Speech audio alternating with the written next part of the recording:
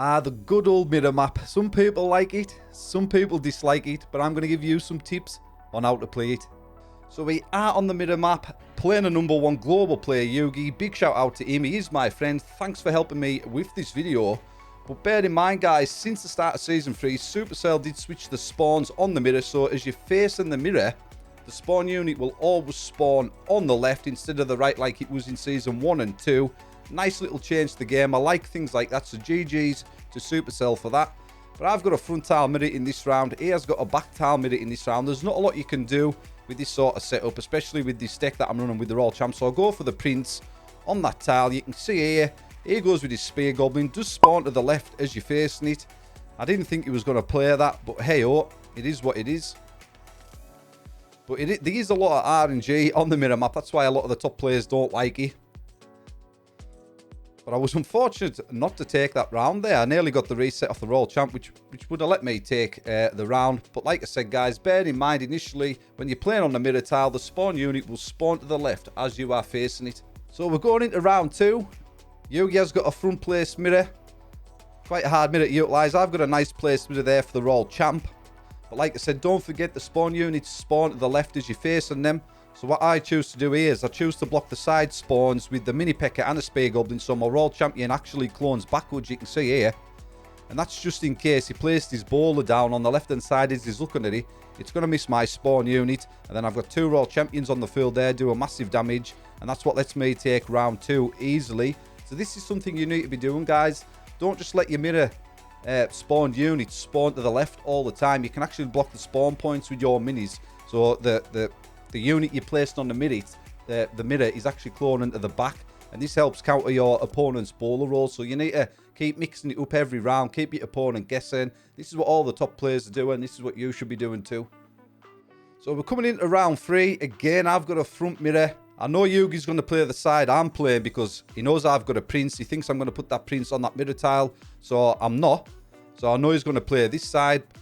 But I thought he was going to play Archer on that mirror tile, and I thought he was going to clone his Archer front ways. That's why I put my bowler in that far corner to try and take out the clone Archer. But he doesn't. He puts his bowler on there, which covers them 2 lanes. Gets a nice bowler roll at the start. Shuts down all my minis with that bowler roll. Outplayed me. Outsmarted me. Like I say, I thought he was going to play that Archer on there, and he didn't. He went with the bowler, so that was a GG's and a nice round win for Yugi. But this is what I mean, my friends. You've got to keep each other guessing. The top players do this. They don't just try and put the same mini on there. They switch the minis out, switch the spawns on the mirror, use the other minis to block the spawn locations. And this is what you should be doing. I know you've only got 20 seconds between rounds. You can be a bit overwhelming, but practice makes perfect, guys. So you need to practice doing this with your mini placements on that mirror tile to keep your opponent guessing. So we're going into round 4. Again, I've got a nice mirror tile for the Royal Champ. He's got a back mirror tile. I'm thinking he's going to place an Archer on there. So I do cover the spawn with my bowler, as you can see there. It's going to go right up there and target the spawn unit if he does spawn to the left. I keep my Royal Champ like that because I think he's going to play the bowler right down onto my mirror tile. But he doesn't.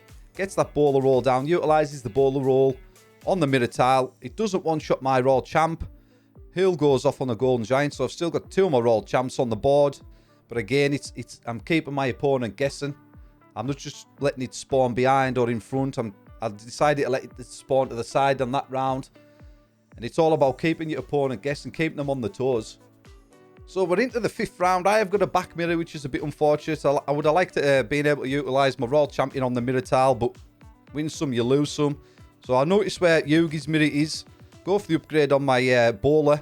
I know that bowler's going to cover them 2 lanes, so if he's going to flip the spawns, it doesn't matter. I am going to get a hit on his spawn unit.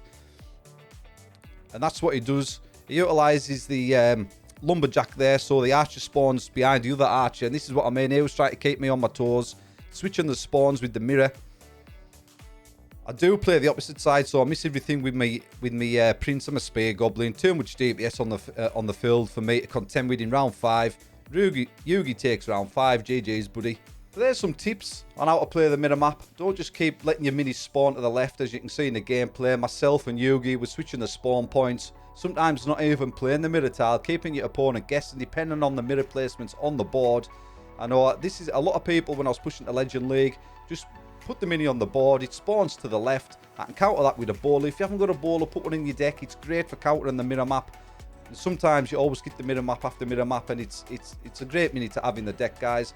I hope you enjoyed the video. If you did, consider leaving me a like. If you want to see more Clash Mini content, feel free to subscribe. And feel free to check out one of my other Clash Mini videos popping up on screen now. I'll catch you in the next video.